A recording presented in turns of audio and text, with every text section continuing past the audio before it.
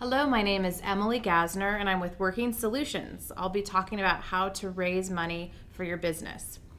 Whatever type of business you have, one of the most important things is that you have a really unique product or service and one that can compete really well in the marketplace.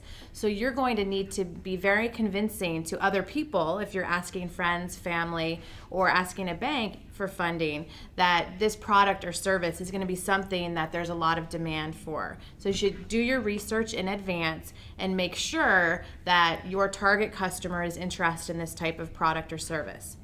Also, you're really going to need to show that you have the industry knowledge and the industry experience to actually be very successful in selling that product or service. Because a lot of times, just starting something from scratch that you may not know the industry and the way that it works, you have a lot more hurdles to jump over. So if you know up front what those hurdles are and you have solutions of how to deal with those, you're going to be much more convincing in trying to get someone else to fund your business.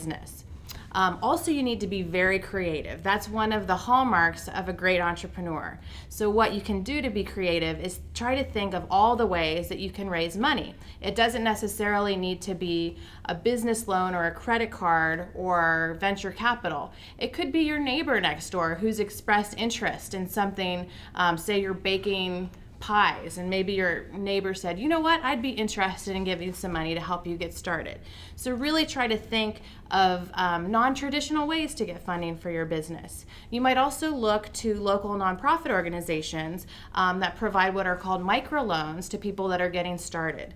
A lot of times they're a lot more flexible than a bank in terms of your credit and lack of track record to help you get the funding that you need.